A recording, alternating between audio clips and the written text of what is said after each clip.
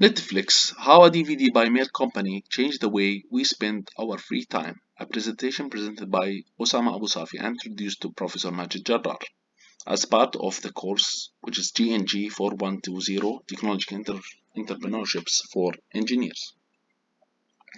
In 2011, Reed Hasling, the founder and CEO of Netflix, decided to split his company into two companies. Firstly, Quicksters, which concerns about the DVD by mail business, and Netflix, which is the same original name, which concerns about the online streaming business.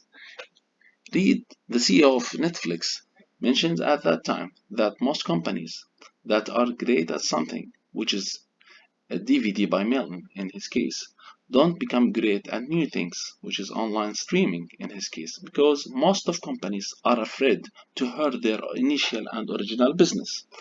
However, by not focusing on new things, such companies would not recover and survive. It's worth to mention that Reed, the CEO of Netflix, realized that companies rarely die from moving forward too fast, but definitely can die from moving too slow. So he moved ahead and very fast. Okay, he decided to shift most of his business at that time to the online streaming business, which was the greatest trend at that time, as we will see in this great presentation. The bigger change faced Leeds at that time was coping with the very different business models for streaming in a company built initially on a DVD to mail business model. Blockbusters was the main provider of home movie rental service in the United States of America. Their services were offered at video rental shops. This company consists of over 9,000 stores and employed over 80,000 people in the United States and other countries, including Canada. The business model of blockbusters depends on maximizing the days that a given movie was out of rent. So more days, more money.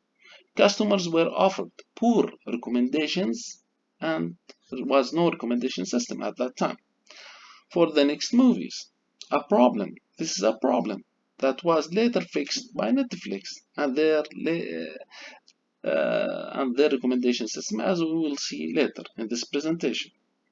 Their late fees were also a big issue, a key part of the revenues and represent 10% of the total revenue of blockbusters. However, late returns and late fees, in this case, for these movies leads to increased levels of stock out and reduction in the customer satisfaction. So many customers, including the CEO of Netflix, who rent one movie, Apollo 13, from Blockbusters, was not satisfied.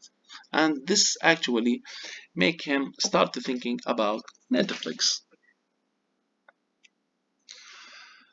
VHS to DVD.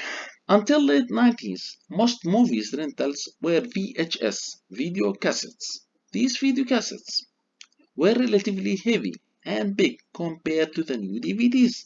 Therefore, the new DVD technology enabled inexpensive and cheap postal delivery, which was verified and tested by Reed himself before starting his business. And it takes him, for example, 2 days to send one movie and receive it. Same, only 2 days. So this encouraged him to start his business. In 1997, Netflix targeted early adopters who had recently bought the DVD players. The competition on this business was small and the market was underserved, and stores did not have a wide selection of DVD movies and films at that time.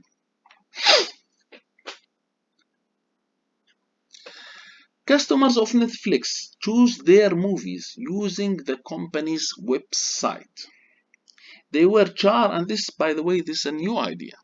They were charged $4 per movie rental and $2 shipping fees, which was affordable at that time. The DVD were expected to return by a specific date, or the customer is charged extra late fees. Netflix was offering its recommendation system to everyone entering their website.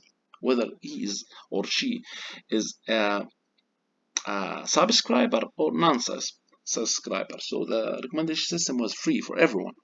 Feedback from early customers revealed a frustrations with Netflix charging rental prices similar to the competing rental locations and stores such as Walmart.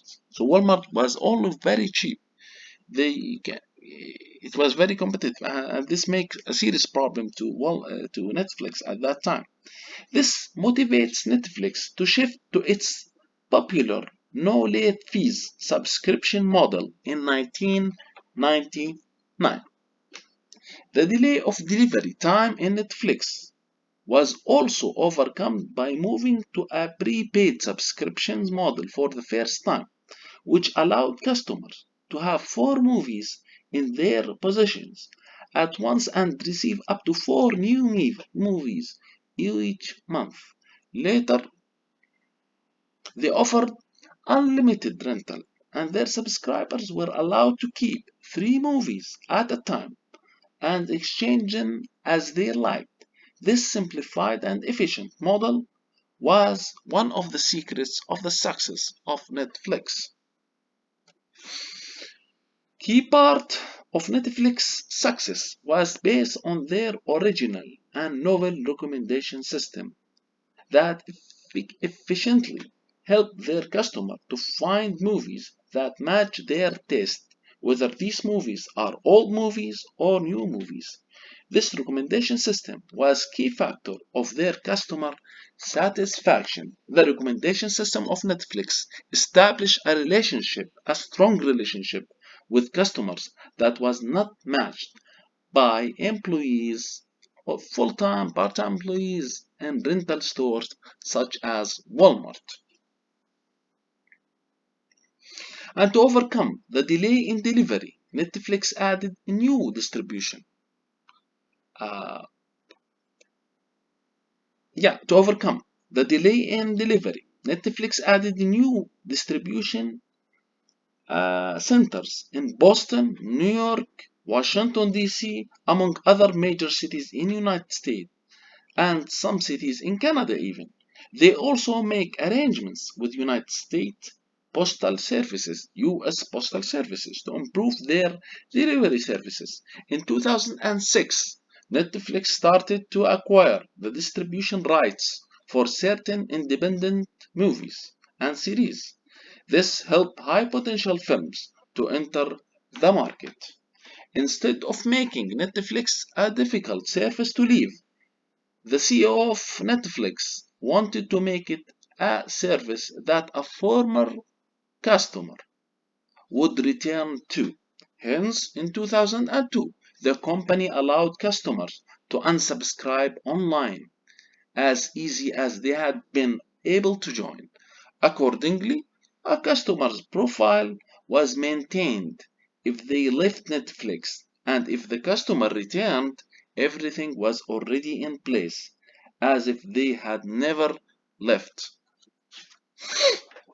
In 2005, the CEO of Netflix said in an interview that we are just thankful Blockbuster did not enter the mail to DVD business 4 years ago. In fact, Blockbuster tried to mimic the Netflix, like copy paste the Netflix business model, but they did it too late and they were not able to catch with Netflix and Netflix low operating cost. So they still have these high operating costs. In 2007, Netflix began offering subscribers the option to stream some of its movies. Then it improved and increased with time directly to their home through the internet. For most subscription plans, the streaming services was unlimited at that time.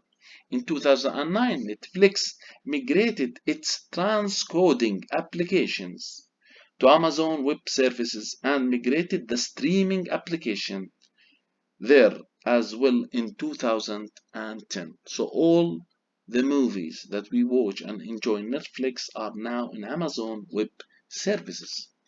Using the cloud infrastructure of Amazon Web Services, AWS, facilitated rapid scaling and international expansion of Netflix. Netflix was a great example of a company that was able to manage the transition from one business model to another business model in a very smooth and efficient way. Now, what we can learn from the Netflix success and experience and journey story. First, customers' pain, which is the high late fees in the case of Netflix for movies rental, can be a great potential and motivation for new and original solutions. Secondly, adopting new technological trends such as the DVD technology at that time by Netflix is very important and a key factor for success. Third, a real-time improvement and continuous modification on the of any company business model is a vital feature for its success. It's key feature for its success. Fourth, partnership and collaboration with other giants and other great companies such as Amazon and its service Amazon Web Services can lead to better results and efficient improvements on the services and Netflix in this case. Finally, having exclusive contents on Netflix was one of the major factors that helped Netflix to survive after introducing other strong competitors in the market, such as Disney Plus in 2021 and other competitor in 2020. So they have now exclusive content, exclusive movies that you cannot find in any place, just in Netflix. Thank you for listening, and I appreciate your time.